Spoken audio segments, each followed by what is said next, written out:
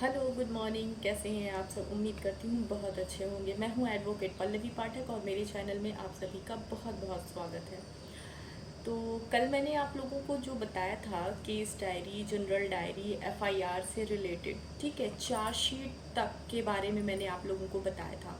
तो चार्जशीट जो होती है उसका चार्जशीट बनना और कोर्ट में दाखिल होना सुनने में बहुत छोटा सा शब्द लग रहा है, एक लाइन लग रही है कि चार्जशीट बनी और कोर्ट में पेश हो गई, बहुत छोटा सा है।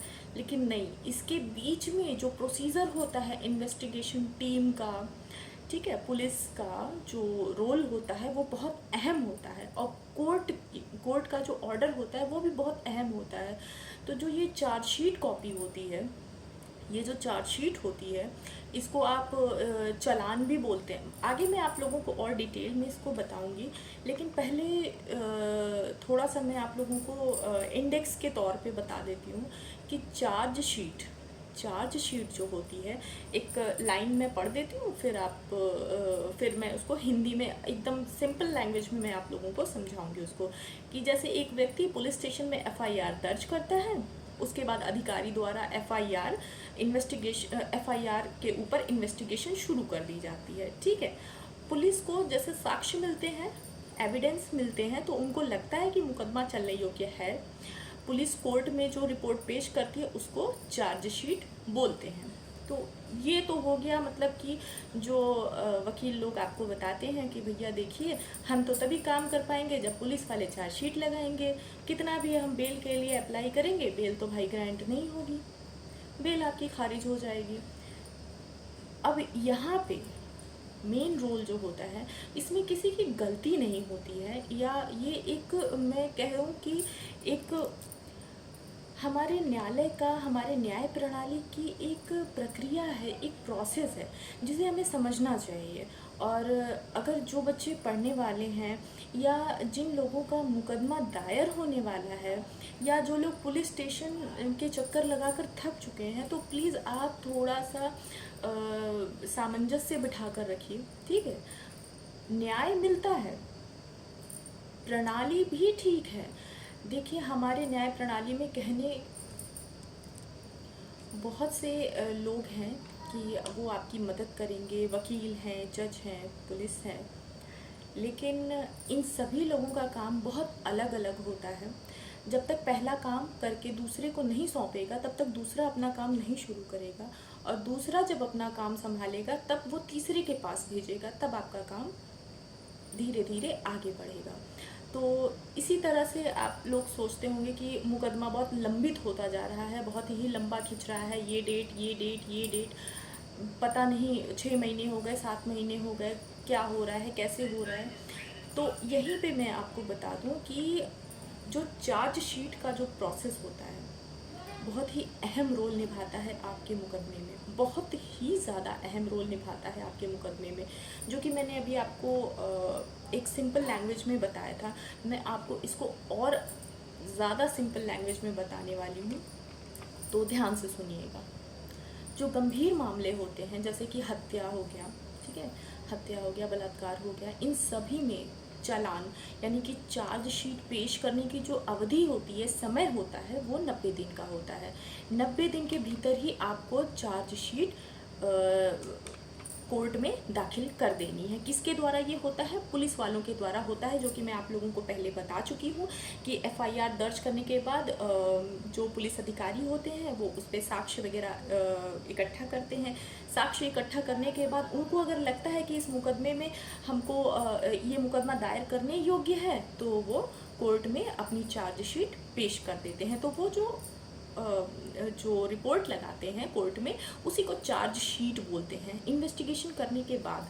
लेकिन चार्जशीट इतना आसान नहीं होता है लगाना, लंबा प्रोसीजर होता है। अगर आप सही तरीके से उसको नहीं पेश करोगे तो आपका जो अभियुक्त होगा, प्रतिवादी, वो छूट जाएगा, जो आरोपी रहेगा वो छूट जाएगा, ठीक है। जैसा कि मैंने आपको बताया कि 90 दिन के भीतर जो पुलिस इन्वेस्टिगेशन टीम होती है उसको चार्जशीट दाखिल कर देनी है, ठीक है। अगर वो कोर्ट में चार्जशीट दाखिल कर देता है, उसके बाद आरोपी की गिरफ्तारी 90 दिन के भीतर कर लेनी चाहिए। ठीक है, 90 दिन के भीतर अगर आरोपी गिरफ्तार हो जाता है तो पुलिस मामले का अनुसंधान करती है। अनुसंधान करने के बाद उसको साक्ष्य मिलते हैं। अगर उसको साक्ष्य मिलते हैं और लगता है कि इस मुकदमे को हमें दायर करने योग्य है, तो वहाँ पे वो मुकदमा दायर कर दिया जाता है, अन्यथा न्यायालय द्वारा वो निरस्त कर दिया जाता है कि इसमें पर्याप्त सबूत ना मिलने के कारण मामले को पंजीकृत नहीं किया जाएगा, मामले को निरस्त कर दिया गया। तो यहाँ तक मेरे ख्याल से आप लोगों को समझ में आ गया होगा। बहुत ही सिंपल लैंग्वेज में मैंने आपको बताया है ये चीज़। ठीक है, 90 दिन का प्रोसेस होता है। चलिए और सिंपल बता देती हूँ, 3 महीने का होता है प्रोसेस। 3 महीने के अंदर आरोपी अगर गिरफ्तार होकर जेल के अंदर है और उसको साक्ष्य मिल जाते हैं पुलिस इन्वेस्टिगेशन टीम को, 3 महीने के भीतर गिरफ्तारी होने के बाद अगर पुलिस टीम फिर से इन्वेस्टिगेशन करती है और उसको अगर सबूत मिल जाते हैं और कोर्ट के सामने वो अपना चार्जशीट में, ये चार्जशीट को चालान भी बोलते हैं, चालान CRPC 173 के अंतर्गत आता है। ठीक है, चालान जो मैं चार्जशीट बोल रही हूँ CRPC सेक्शन 173 के अंतर्गत ये आता है। तो जब चार्जशीट दाखिल हो जाती है और न्यायालय जब इस मामले का संज्ञान लेता है कि हाँ, पुलिस इन्वेस्टिगेशन टीम के द्वारा जो भी चीज़ें लिखी गई हैं, इसमें समझाई गई हैं, वो सभी चीज़ें सही हैं और ये पंजीकृत रजिस्टर्ड करने योग्य है ये मुकदमा, तब वहाँ पे कोर्ट जो है उस मुकदमे को हाँ बोलती है और रजिस्टर्ड करके उसके आगे कार्यवाही के लिए बोल देती है। अभी उसके आगे भी बहुत सारा प्रोसेस है। अभी तो यहाँ पुलिस का ही काम हो रहा है और न्यायालय ने सिर्फ हाँ या ना बोलना है। ठीक है, न्यायालय अभी यहाँ पे कोई काम नहीं करेगा। अभी सिर्फ पुलिस इन्वेस्टिगेशन टीम अपनी चार्जशीट लगा रही है सेक्शन CRPC सेक्शन 173 के अंतर्गत। ठीक है, अब आगे आते हैं। तो जो अनुसंधान अधिकारी होता है उसके द्वारा जो चार्जशीट कोर्ट में पेश की जाती है, ठीक, अनुसंधान अधिकारी के द्वारा चार्जशीट जो कोर्ट में पेश की जाती है, तो न्यायालय उस चार्जशीट को देखती है, परखती है, उसका भी संज्ञान लेती है। संज्ञान लेने के बाद कोर्ट को लगता है कि हाँ, ये आरोपी है। ठीक है, कोर्ट को अगर लगता है कि इस आरोपी के खिलाफ जो साक्ष्य और तथ्य मिले हैं वो सही हैं, तो वो उस आरोपी को समन भेजती है।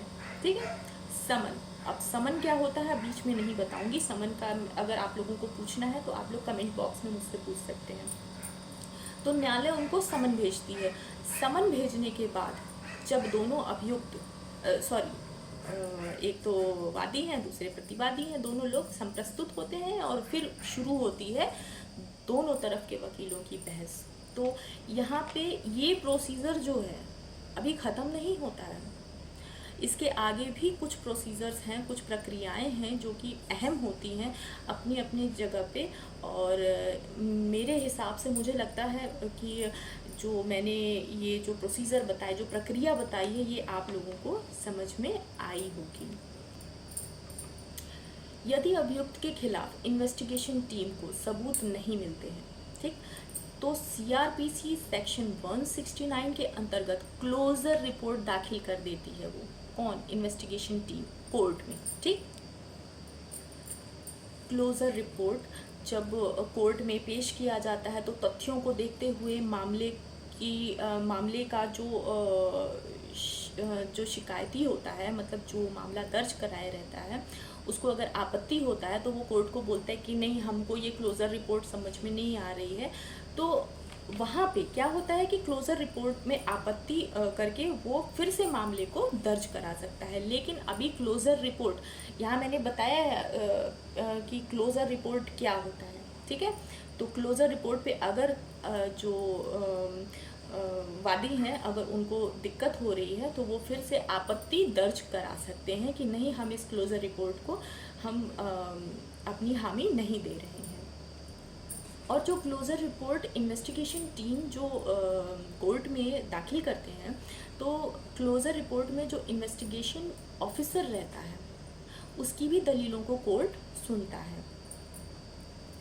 अगर कोर्ट को लगता है कि क्लोजर रिपोर्ट में सबूत नहीं अच्छे हैं, साक्ष्य नहीं सही लग रहे हैं, ठीक है, एविडेंस जो हैं, जो भी कलेक्ट किए गए हैं, वो एक एक अभियुक्त को आरोपी नहीं साबित कर रहे हैं, तो वो वहाँ पे उसे बरी कर सकता है या केस को निरस्त करके उनको बाइज्जत बरी कर देगा, ठीक है। अगर कोर्ट को लगता है कि वो उस क्लोजर रिपोर्ट में आरोपी के खिलाफ जो भी आरोप लगाए गए हैं, अभियुक्त के खिलाफ, अभी आरोप सिद्ध नहीं हुआ है इसलिए हम उनको अभियुक्त बोलेंगे, आरोपी नहीं बोलेंगे, my tongue mistake, I am sorry.